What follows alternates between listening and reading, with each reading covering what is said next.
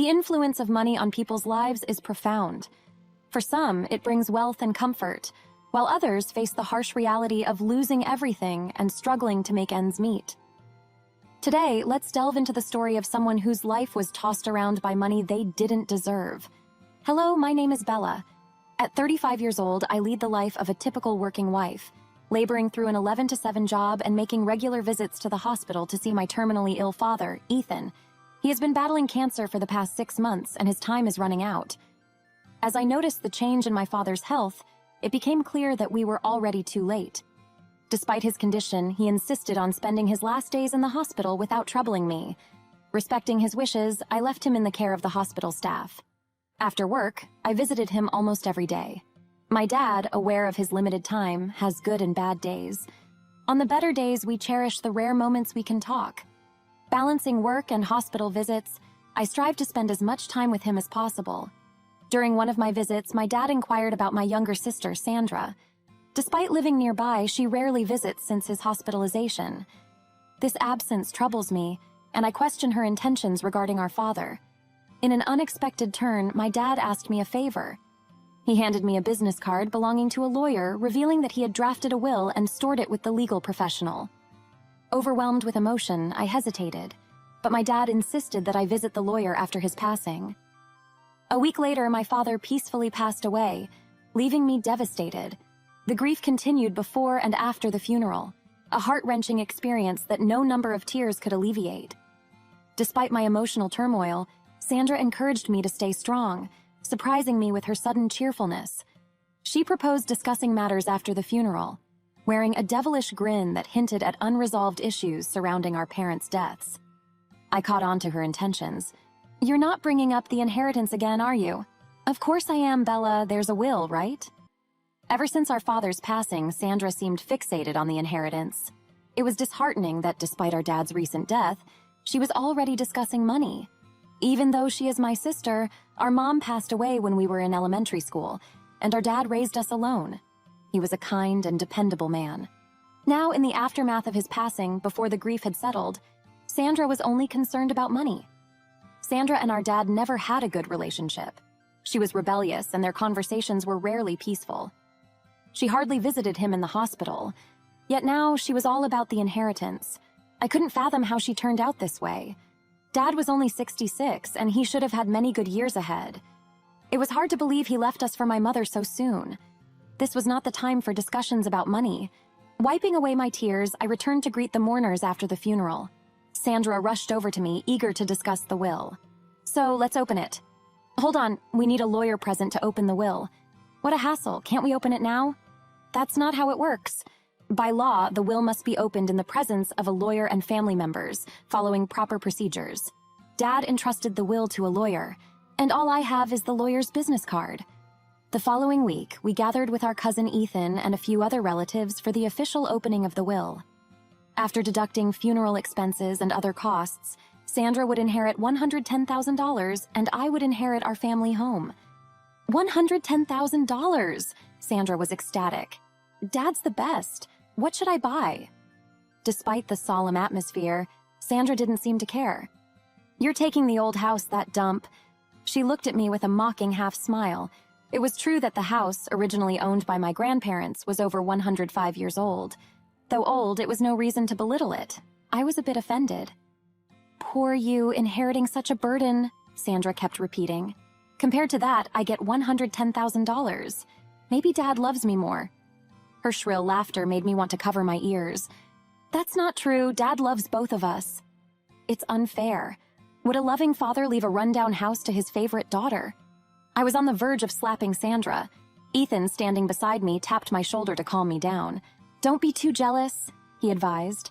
Sandra's smug face was truly irritating, but the question lingered. Why did Dad leave Sandra the cash and me the house? "You're the responsible one," he said. What did that even mean?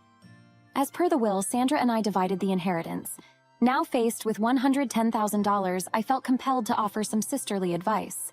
"Be careful. You could spend that money in no time. Make a plan." Sandra, in her delight, wasn't paying attention. Despite having a steady job, she was always breaking and relied on credit card debt to get by. Giving her $110,000 seemed dangerous. Predictably, she quit her job as soon as she got the inheritance. "Why did you quit?" I asked. "I hate my job and I've got $110,000 now. I can take my time finding something I like." "You're being reckless again." "Are you sure about this, Bella?" "Are you jealous? You're getting on my nerves." "That's not it. $110,000 won't last you more than 5 or 6 years. Have you thought about your future? Stop nagging me just because you didn't get any cash." She was beyond listening to reason, and Ethan suggested there was no point in talking to her anymore. Consumed by the money, she would have to figure it out on her own.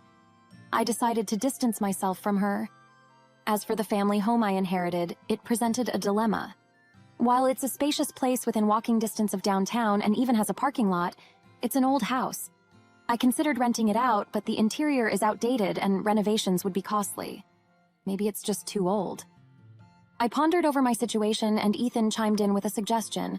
Why not demolish it and turn it into a vacant lot? No one's going to live in it as is, but what would I do with a vacant lot? Considering the location, Ethan, who works in real estate, proposed turning it into a parking lot. He found out that the nearby downtown area needed parking spaces. Running it out as a monthly parking lot would easily attract tenants, accommodating about 21 cars. He explained that managing a parking lot is less troublesome than an apartment building, and combining monthly and hourly rentals could stabilize income and make good use of the land. "You'll have to pay property taxes anyway, might as well make some profit," he added.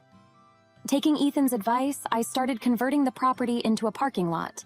With introductions from Ethan, I collaborated with management companies and real estate agents to find tenants, and soon my parking lot business was up and running. Within just 3 years, I had paid off the initial investment and was running a profitable business, even after taxes. I thanked Ethan for his ideas and noted how Dad's land had provided financial security for our family of 4. One day, I received a request to deal with overgrown weeds in the parking lot. I went to take care of it with someone from the management company. "Sorry for the trouble, Miss Landowner." "No worries. This land was passed down to me from my father, and I want to keep it clean myself." The property management team offered to handle it, but I insisted on helping out.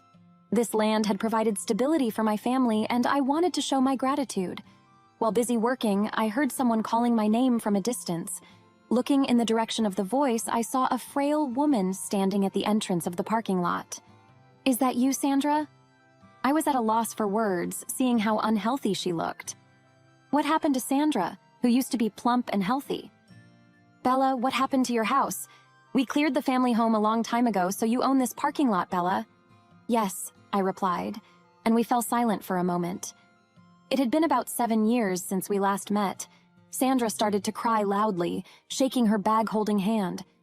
"It's not fair. Only Bella gets to live in luxury. I'm struggling so much, right?"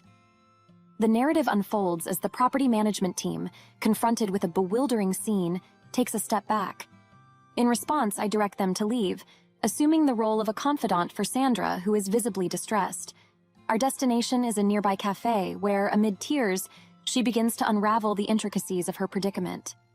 The revelation stuns me. Despite inheriting a substantial $110,000, Sandra has dissipated the entire sum within a mere 4 years on indulgent travel and luxury items. The consequences of her recent life choices become starkly apparent. She is now reliant on borrowed funds. A narrative of perpetual consumption emerges as Sandra recounts a pattern of buying designer items, selling them at auctions, and using the proceeds to acquire new ones. The ephemeral allure of luxury has left her savings depleted and her debt spiraling out of control. My inquiry shifts to her employment status, revealing that she recently lost a part-time job due to a dispute with her manager. Despite sacrifices such as skipping meals to appease her financial woes, Sandra's life remains a struggle. Pity wells within me. But as I gaze at her with a mix of understanding and disbelief, she retaliates with a defiant glare. In a desperate bid for financial reprieve, Sandra suggests the profitability of owning a parking lot and demands immediate assistance. However, I stand firm in my resolve, calmly expressing that I have no funds to spare. Sandra's countenance transforms abruptly into an expression of rage, unleashing a torrent of questions about why her younger sister Bella seems to lead a charmed life.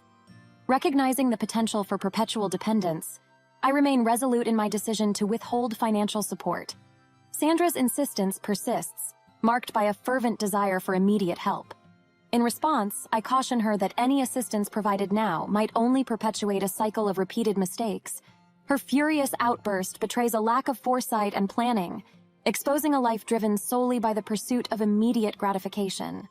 Driven by a reckless mindset, she abandoned her job and immersed herself in luxuries. In a blink, all that remained was a looming debt, a textbook example of a downfall. Urging her to reflect and reconsider her financial choices, I reminded her of her youth and the potential to reverse this trajectory. Unmoved, Bella insisted that she needed to navigate her way out of the predicament. I settled Marin's share and departed the cafe, contemplating the transformative power and terrifying allure of money. In the aftermath of our encounter, Sandra sought financial aid from relatives. However, having already apprised them of the situation, no one was willing to extend a helping hand. It became evident that securing loans was challenging, given her poor repayment track record. Now Sandra juggles multiple part-time jobs in a slow bid to chip away at her debt. The uncertain duration of this endeavor raises questions about the lingering repercussions. Would this spiral have been averted without the hefty inheritance? Perhaps not. The trigger may have been our father's sizable bequest, but a smaller windfall or unexpected income could have led her down a similar path. Returning home late from work, I am greeted by a warm birthday welcome from my husband Ethan and our 2 daughters. Lost in the busyness of life, I had forgotten the significance of the day. Ethan presents me with a gift, and overwhelmed with gratitude, I embrace him and our daughters, cherishing the simple joys of life. It is my earnest hope that Sandra will eventually recognize that true happiness resides in the ordinary and mundane aspects of life. This, as her sister, is my heartfelt wish.